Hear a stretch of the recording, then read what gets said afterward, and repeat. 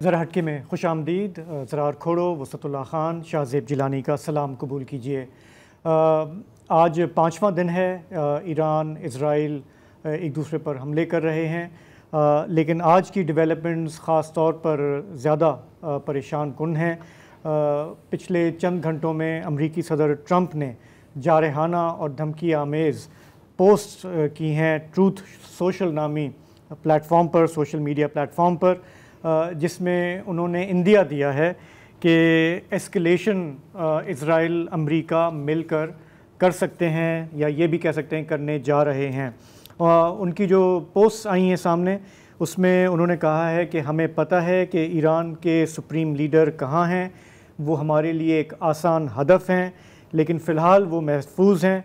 ہمارے صبر کا پیمانہ لبریز ہو رہا ہے.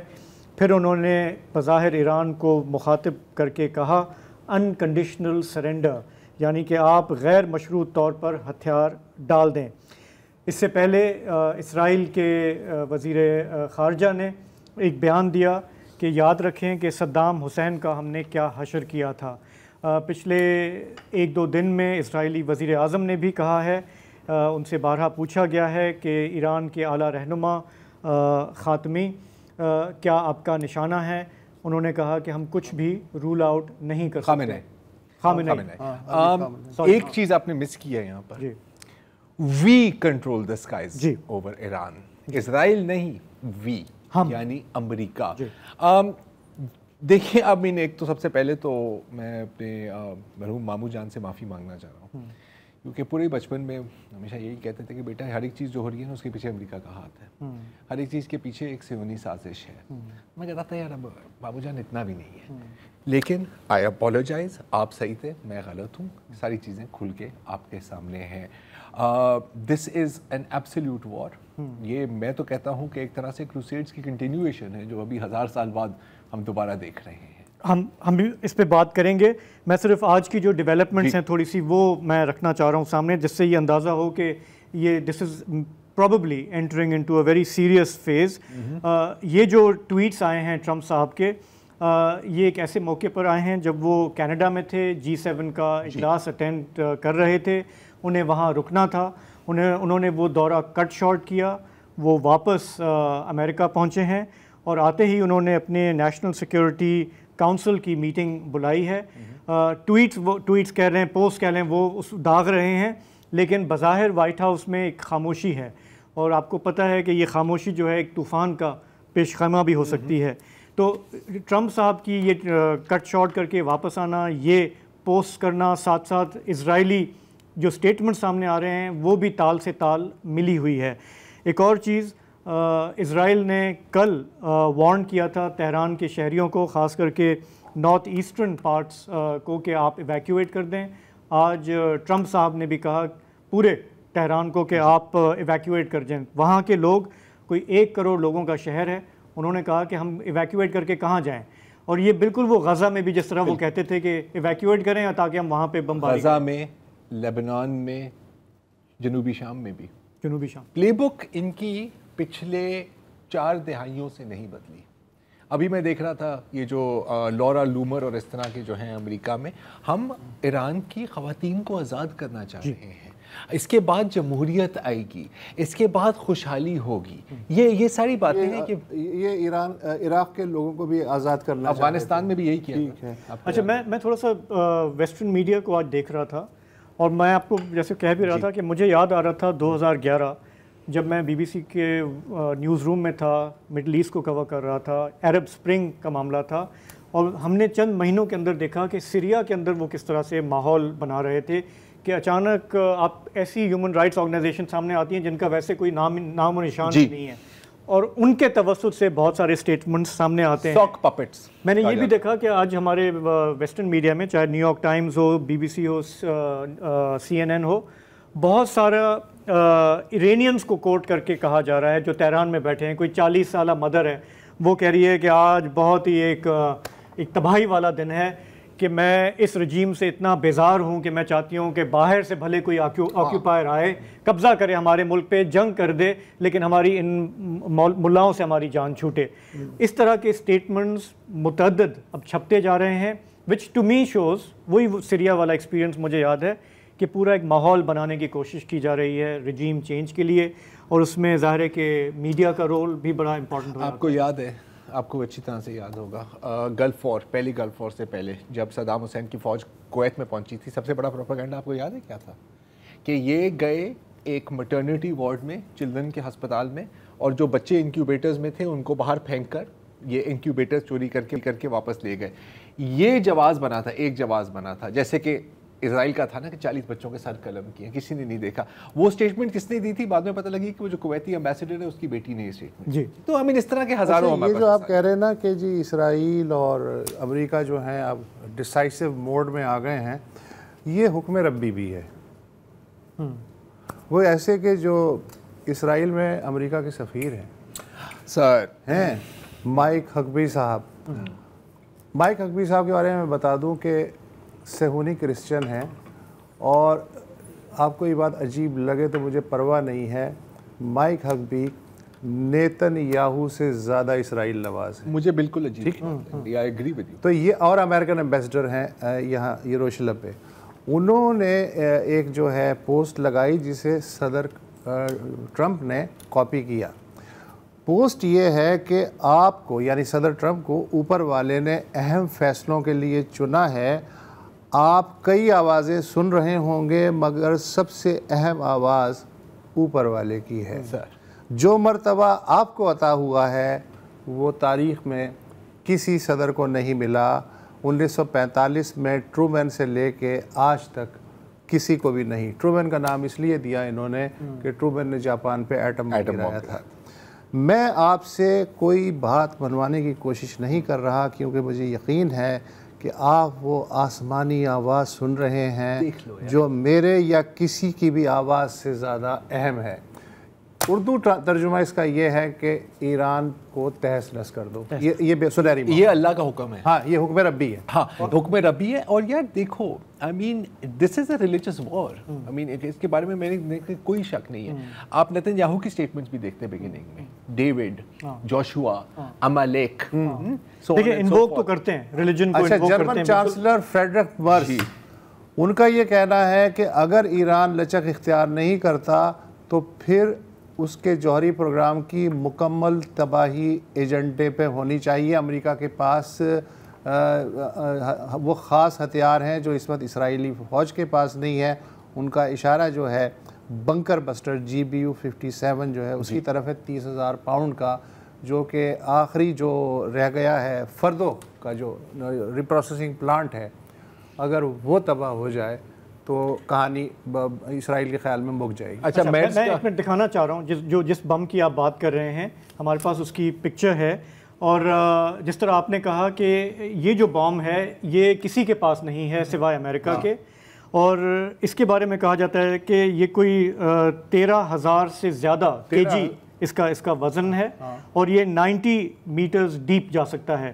کوہ فردو کا بھی ہمارے پاس ایک میپ ہے, کیونکہ اس کے بارے میں بار بار نیو یارک ٹائمز میں, ویسٹرن میڈیا میں خبریں آتی رہی ہیں کہ جو ایران کا یورینیم انرچمنٹ پروگرام ہے اس میں IAEA کا بھی کہنا ہے, باقی ایکسپرٹس کا بھی, کہ ان کے پاس کوئی 2700 سینٹریفیوجز ہیں, جس کی ان کی رپورٹس کے مطابق کہ جی 60% یورینیم انرچمنٹ ہو چکا ہے, اور اگر اس میں وہ ویپنز گریڈ میں جاتے ہیں تو they will have enough uranium to make 9 bombs in 3 weeks. اچھا, یہ سب باتیں جو ہیں یہ میڈیا میں آ رہی ہیں, اور اب ہمیں پتہ ہے کہ وہ پورا ایک ماحول, کیونکہ عراق کے ٹائم پہ بھی ہم نے اس طرح کے بہت سارے کلپ ہے ہمارے پاس کہ پچھلے 22-25 سالوں میں کلپ ہے ہمارے پاس جو صاحب, تو وہ میڈیا والی, تو اگر ہے تو پلیز چلا دیں ذرا ایک دفعہ دکھا دیں. کب سے یہ قصہ سن رہے ہیں.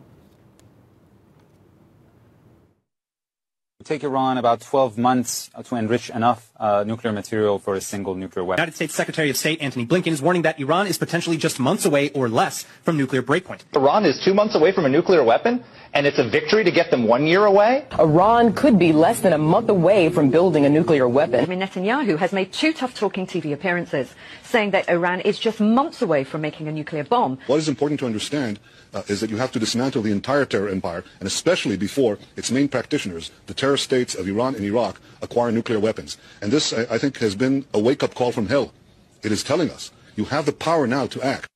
جی اچھا یہ تو 2001 میں رک گئے ہیں, کام 92 سے شروع ہوا ہے. 80s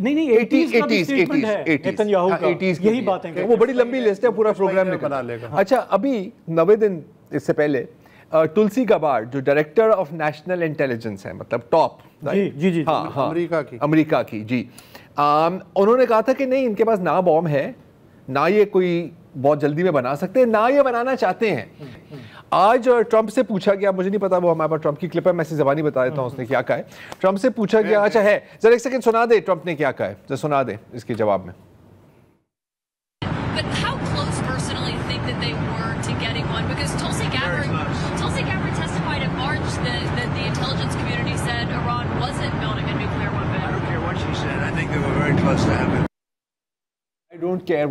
تو انٹیلیجنس جب آپ کے مقاصد کو سوٹ کر رہی ہے تو آپ وہ لہرائیں گے, سیکورٹی کاؤنسل میں سوٹ نہیں کرتی تو I don't care what she said. سیکسٹ up dossier, اینتھریکس کا چمچ, کولن پاول ان سیکورٹی ہاں colon Powell. So much for Western intelligence or reporting about uranium enrichment. لیکن چونکہ یہ بار بار ہر جگہ پہ یہ آ رہا ہے, پورے نقشے آ رہے ہیں, موسٹ لائکلی ہے کہ یہ کم صوبے میں ہے یہ فیسلٹی یورینیم انریچمنٹ کی, دوسری بڑی وہاں پر ہٹ کریں گے, وہ وہاں پہ ہٹ کریں گے, اور یہ امریکہ کو پرووائڈ کرنا ہوگا یہ بام. اچھا میرا سوال ہے آپ دونوں سے, اینڈ گیم کیا ہے؟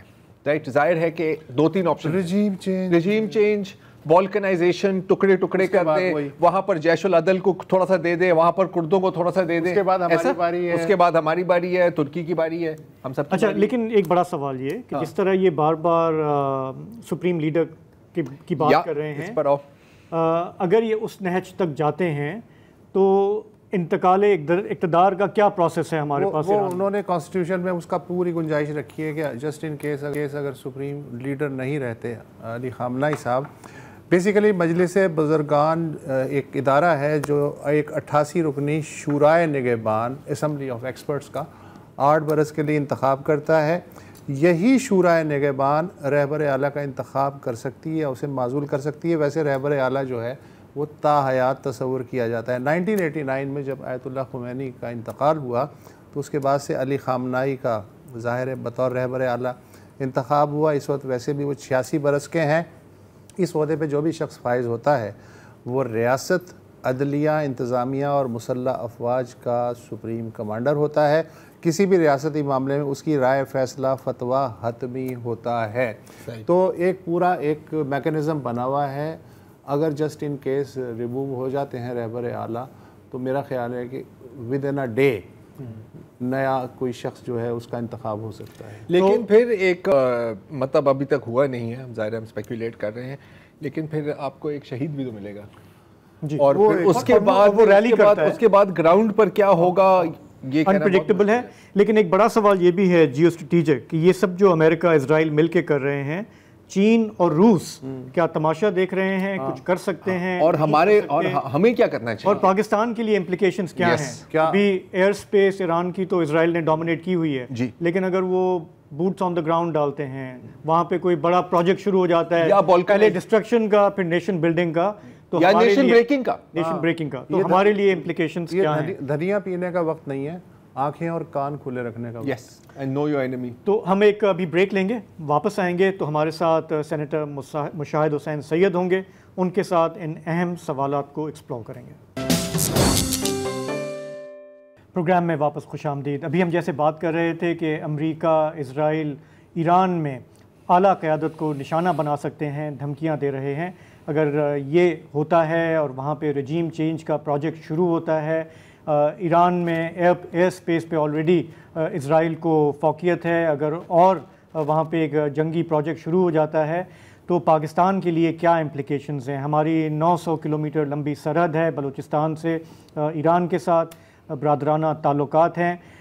ہماری سیکیورٹی کنسرنز کیا ہونی چاہیے, ہمارے پالیسی آپشنز کیا ہیں؟ ڈسکس کرنے کے لیے ہمیں جوائن کر رہے ہیں اسلام آباد سے سینیٹر مشاہد حسین. مشاہد صاحب, یہ سچویشن جس طرح سے شروع ہوئی, ہم نے نیشنل اسمبلی میں دیکھا بہت ہی دھواں دار بیانات سامنے آئے, ہمارے ملک میں بھی ایک سینٹیمنٹ ہے اس حوالے سے, لیکن اگر ہم تھوڑا سا ڈسپیشنیٹ ہو کے دیکھیں کہ اس سچویشن میں اس وقت اسلام آباد میں کیا تھنکنگ ہے, ہونی چاہیے؟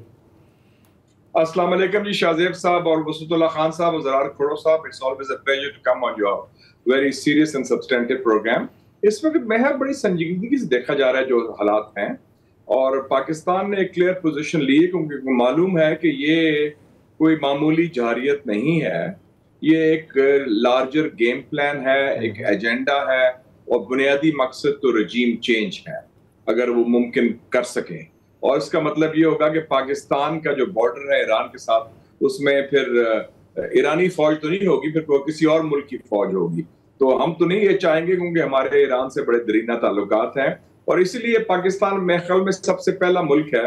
میں آپ کو ایک چیز بتانا چاہ رہا ہوں, یہ ابھی ہم بات کر رہے تھے نا ٹرمپ کی, رائٹ, یار کچھ تبدیلی آئی ہے over the last I think 24 to 48 hours. I mean مانا کہ ٹرمپ کسی ایک دن ایک بات کرتا ہے, ایک دن کوئی اور بات کرتا ہے, مانا, لیکن اس وقت اچھا چلیں پلیز بیک. جی مشاہد صاحب سوری تھوڑا ڈسکنیکٹ ہو گیا تھا, پلیز کنٹینیو. جی تو ادھر بھی آپ نے دیکھا کہ ایرانین پارلیمنٹ نے بھی پاکستان کی شکریہ ادا کیا, تشکر پاکستان کی بات کی کیونکہ ہمیں معلوم ہے کہ سٹیکس بہت ہائی ہیں. یہ جنگ کا تعلق ایرانی نیوکلیئر پروگرام سے بالکل کوئی نہیں ہے. وہ تو ٹولسی گیبارڈ نے جو ان کی ڈائریکٹر نیشنل انٹیلیجنس ہیں انہوں نے بیان دیا تھا 25 مارچ کو امریکن کانگریس میں, جو 17 امریکن انٹیلیجنس ایجنسیز کی کولیکٹیو انفارمیشن اور ججمنٹ تھی کہ ایران کے پاس نہ نیوکلیئر بم ہے نہ نیوکلیئر بم بنا رہا ہے. تو وہ تو بڑا واضح ہے. تو یہ ایشو اور ہے جو پرانا ایجنڈا ہے, زائنسٹ کا کہہ لیں, امپیریلسٹ کا کہہ لیں اور نیتن یاہو کا خاص طور پہ کہہ لیں 1996 سے کہ ایران کے اندر رجیم چینج ہونا چاہیے. اور 9/11 کے بعد جو انہوں نے لسٹ بنائی تھی ممالک کی جن کے حکمران کو ختم کرنا تھا, عراق, سیریا, لیبیا وغیرہ, اس میں ایران بھی شامل تھا. تو اٹس آل اباؤٹ دیٹ. اور دوسرا جو ہے اسرائیلی ہیجمنی, ویسے تو امریکہ کی بالادستی تو ختم ہو رہی ہے دنیا میں, لیکن جو ان کا پٹھو ہے اس ہمارے خطے میں اسرائیل, وہ اپنی بالادستی قائم کرنا چاہتا ہے. اور اس سے ایک اور چیز جو آپ نے بھی ذکر کیا, شاید مجھے یاد نہیں کس نے آپ کے پروگرام میں سن رہا تھا, کہ مجھے خود تھوڑی سی بو آ رہی ہے اس میں اسلاموفوبیا کی بھی اور کروسیڈر مینٹیلٹی کی بھی, کیونکہ میں ابھی آرٹیکل پڑھ رہا تھا ایک ان کا جو امریکن پروفیسر ہے, امریکن بیس پروفیسر ہے, سر نائل فرگوسن, اور انہوں نے لکھا ہے کل کیا دا فری پریس میں کہ Netanyahu has restored the credibility of the west. تو ویسٹ کا جو ذکر آ رہا ہے نا کہ مغرب کی طرف سے نمائندگی کر رہے ہیں, تو یہ مغرب کا جو نمائندہ ہے, ویسٹ کا نمائندہ ہے اور مسلمانوں کو جو رگڑا دے رہا ہے, تو اس میں امریکہ بھی شامل ہے. اور امریکہ نے بہت بڑا دھوکہ بھی دیا ایران کو کہ نیگوسیشنز کر کے اور اس میں پھر ساتھ ساز باز بھی کی اسرائیل کے ساتھ. تو پاکستان اس وقت بڑا چوکس ہے اور کلیئر ہے کہ انڈو اسرائیل ایکسس ہے اور یہ ایک لارجر گیم ہے. اور ہم نے اپنی ایک طرف اپنا تحفظ بھی کیا ہے پچھلے مہینے کی جو جنگ میں, جو اسرائیل کے بڑے بھائی کو جیسے ہم نے ان کو شکست دی. تو دوسرا یہ بھی ہے کہ ہمیں جو امپلیکیشنز بھی واضح ہیں ہمارے. نہیں بالکل, آئی کمپلیٹلی اگری مشاہد صاحب. میں تو کہتا ہوں کہ کروسیڈز کبھی ختم ہی نہیں ہوئی تھیں, یہ مسلسل جاتی رہی ہیں. اور جہاں تک دیکھیں کروسیڈ جو ہیں وہ تو ٹھیک ہے کہ انڈر کرنٹ کروسیڈز کا ہی چل رہا ہے, یہ بات ماننے کی ہے. لیکن مشاہد صاحب میں یہ جاننا چاہتا ہوں کہ ویتنام سے جتیاں پئیاں, وہ دے بعد عراق سے جتیاں پئیاں, وہ دے بعد افغانستان تو ہونے ذلیل ہو کے نکلے نے, اب ایران کا پنگا لے لیا, جبکہ وعدہ یہ کیا تھا ٹرمپ نے اپنے ووٹروں سے کہ امریکہ جو ہے اب وہ پل آؤٹ کر رہا ہے, ہم ٹھیکیدار نہیں بننا چاہتے. تو یہ پچھلے ایک ہفتے میں کیا منتر پڑھا اور کس نے منتر پڑھا کہ ٹرمپ جو ہے اب وہ کہہ رہا ہے کہ ہمارا کنٹرول ہے تہران کی فضاؤں پہ, سرنڈر کرو انکنڈیشنل. یہ نیتن یاہو تو اس کے پیچھے کھڑا ہو گیا, وہ آگے آ گیا ہے. تو یہ کیا منتر جنتر ہوا ہوگا اس کے ساتھ؟ ہمیں ایک بریک پہ جانا ہے. مشاہد صاحب واپس آئیں گے تو آپ سے پلیز اس کا سوال, اس کا جواب چاہیں گے. Thank you.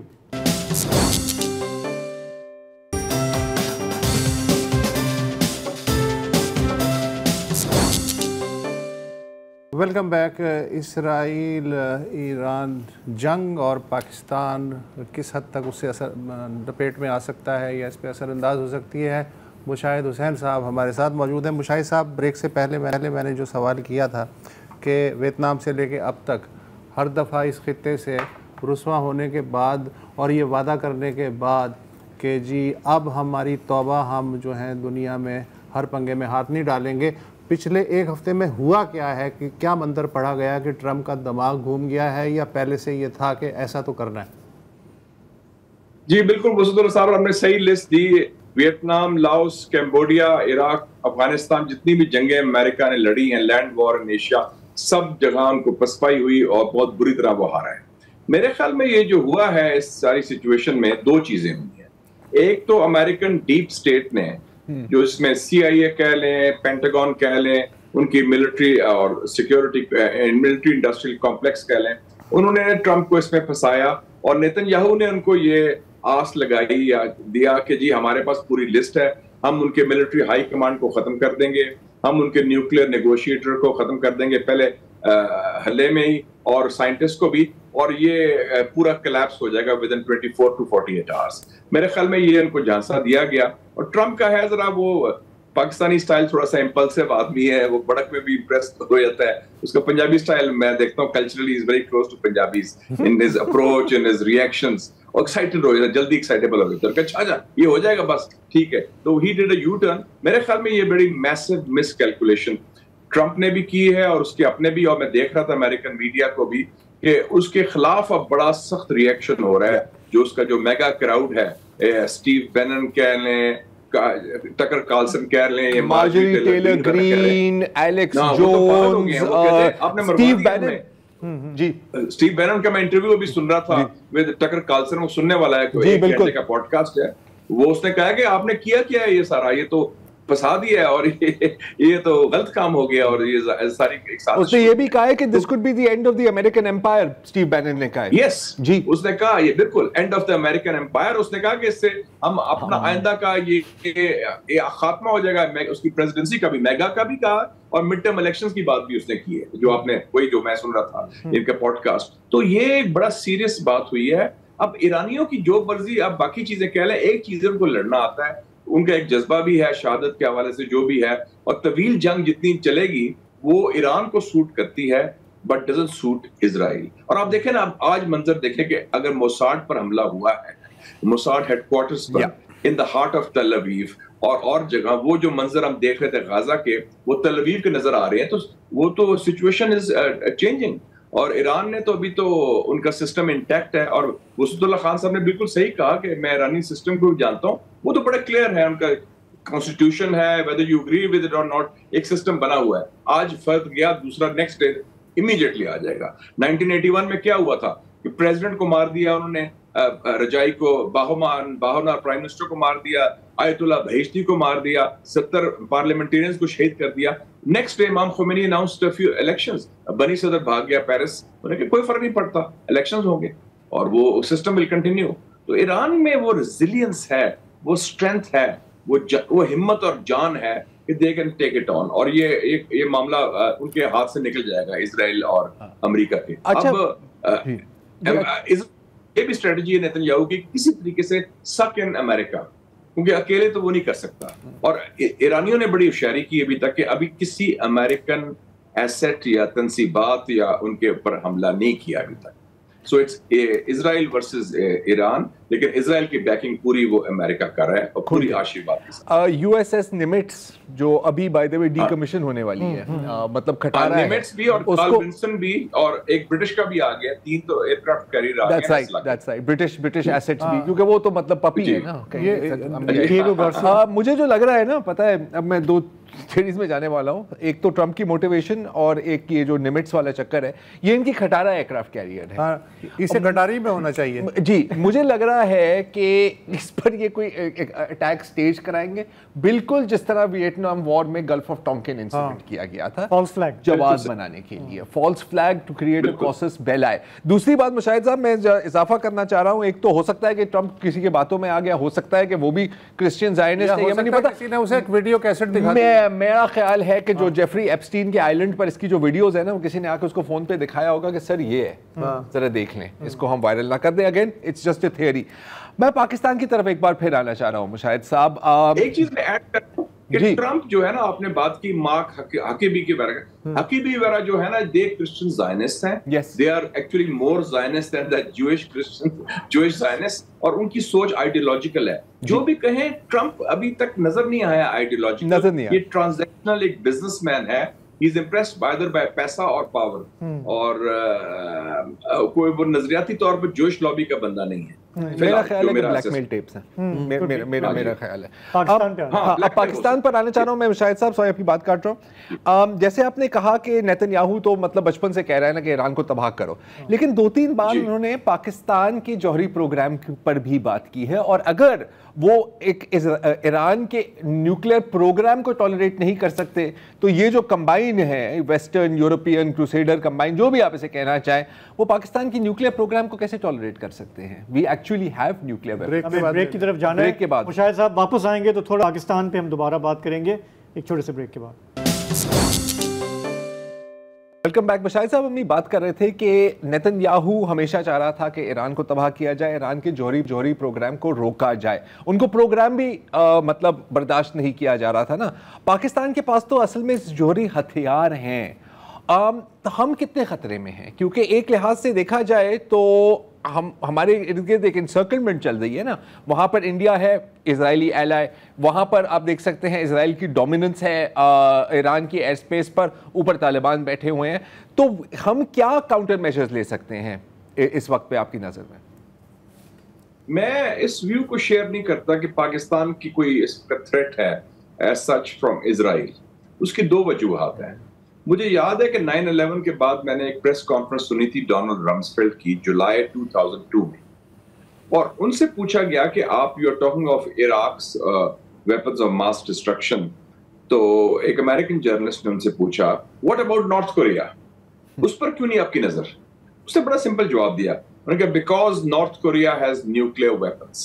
ایک تو پاکستان کا کلیئر ہے کہ نیوکلیئر ویپنس بھی ہیں اور میزائل کیپیبلٹی بھی ہے, آرگیوبلی the most powerful, militarily most powerful Muslim state. دوسری بات ہے کہ ایک اور اسٹریٹجک ریزن ہے, جیو اسٹریٹجک, کہ لاسٹ 30-40 ایئرز میں ہمارا رول مڈل ایسٹ کی جیو پالیٹکس میں بہت لمیٹڈ ہو گیا ہے. لاسٹ ہماری انگیجمنٹ اسرائیل کے خلاف تھی 1973 میں, جب بھٹو صاحب پرائم منسٹر تھے. تو عرب اسرائیلی جنگ میں جب سیرین ایئر فورس کے جو ہم نے پائلٹس دیے تھے, گروپ کیپٹن ستار الوی صاحب, انہوں نے 2 اسرائیلی جہاز گرائے تھے کمبیٹ میں سیرین ایئر فورس کی طرف سے.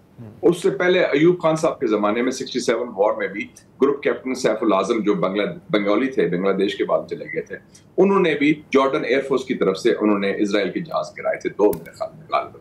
اس کے بعد پاکستان کی وہ کوئی ایکٹیو انوالومنٹ نہیں رہی, اور ہماری طرف سے بھی ایک کلیئر میسج آتا رہا ہے کہ ہمارا جو نیوکلیئر پروگرام ہے it is south Asia specific, it is India focused, India centred, اور اس حوالے سے ہے. تو میں سمجھتا ہوں کہ یس ان کو کھٹکتا ضرور ہے, تکلیف ضرور ہے, لیکن وہ they can't do much about it. ان کے دنوں کے اگر ایرانی پاگل ہیں تو تھوڑے بہت پاگل ہم بھی ہیں, پاکستانی ہمت بھی ہے کہ we are going to defend our motherland at all cost come what میں. اچھا مشاہد صاحب, اب ایک اور سوال یہ اٹھتا ہے کہ یہ جو پورا معاملہ ہے اس میں اسرائیل کو امریکہ کی بیکنگ ہے. اس وقت چین ایک بڑا پلیئر ہے, اس کے ظاہر ہے کہ وہ آئل پہ ریلائی کرتا ہے, ایرانین آئل پہ بھی. وہ اس وقت اسے کیسے دیکھ رہا ہے اور کس حد تک انوالو ہو سکتا ہے یا نہیں ہوگا؟ چائنا اس وقت سب سے زیادہ کنسرنڈ ہے اباؤٹ سچویشن جو ایران کی, کیونکہ ایران ان کا بڑا کلیئر بڑا اسٹرانگ ایلائی ہے لائک پاکستان.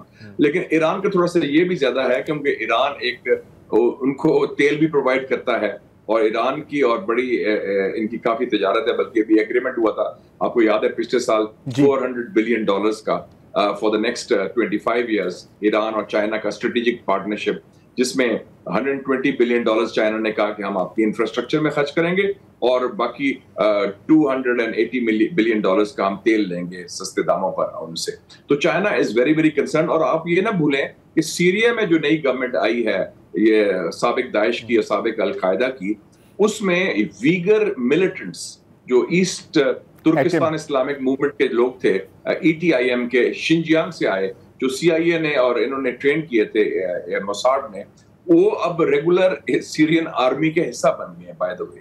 تو انہوں نے کہا کہ جتنے بھی فورن جہادیز ہیں ان کو آرمی میں ڈال کے پے رول میں رکھ لو. تو جو چائنا ہے it is very concern for strategic reasons. وہ سپورٹ بھی کر رہا ہے, انہوں نے سپورٹ بھی دی ہے ان کو اور کافی حد تک. لیکن اس وقت ان کا خیال یہ ہے, جو اسیسمنٹ ہے, کہ Iran on its own will be able to ward off this threat, اور یہ مقابلہ کر لے گا.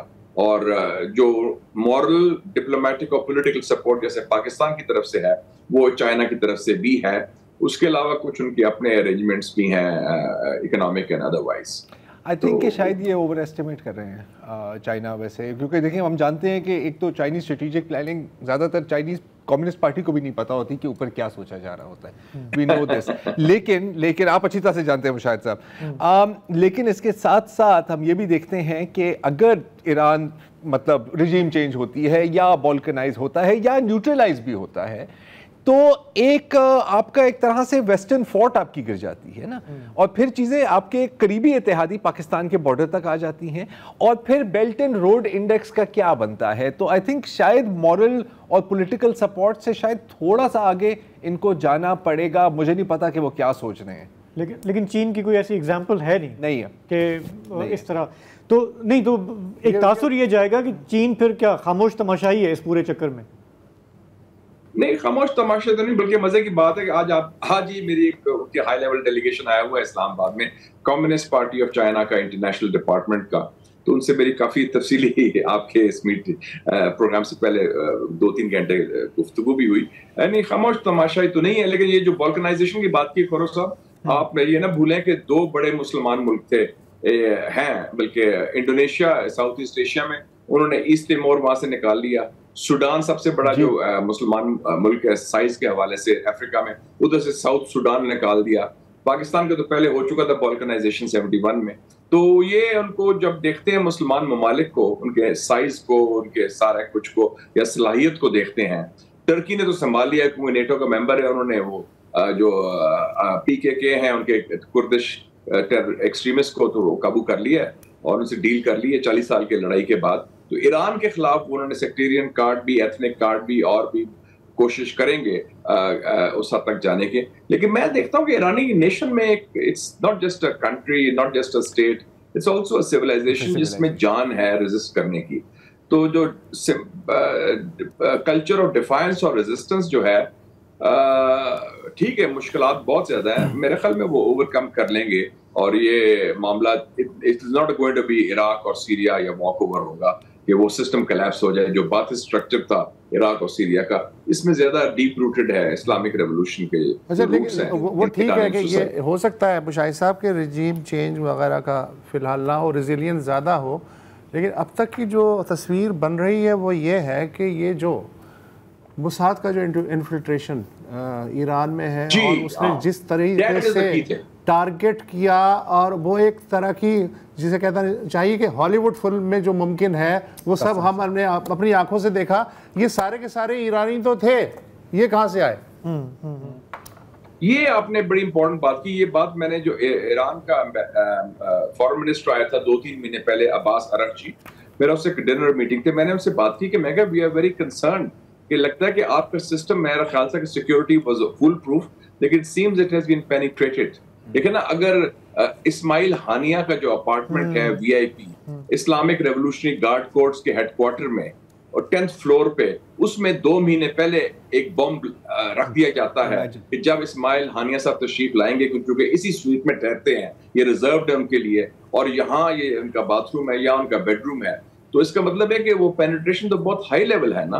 یا ان کو معلوم تھا کہ کہاں سو رہے ہیں سارے جو چیفز ہیں ان کے, ویدر آرمی چیف اور ایئر فورس چیف اور انٹیلیجنس چیف اور اسلامک ریولوشنری گارڈز کے. تو یہ بڑا پینیٹریشن ہے اس میں. میرے خیال میں ایک تو ایرانین ڈسیڈنٹس بھی کافی ہیں, مجاہدین خلق والے, کیونکہ اب دیکھا نا جو موساد کا آپریشن ہوا, آدھا آپریشن تو انہوں نے کیا ہے, جو انہوں نے سیکرٹلی ڈرونز اسمگل کیے تھرو دس. نہیں مشاہد صاحب, یہ تو پتہ ہے کہ مجاہدین خلق ہوں گے, رائلسٹ ہوں گے, ڈسگرنٹل لوگ ہوں گے, کرد بھی ہو سکتے ہیں, جو خاصے تنگ ہیں, سب ہو سکتے ہیں.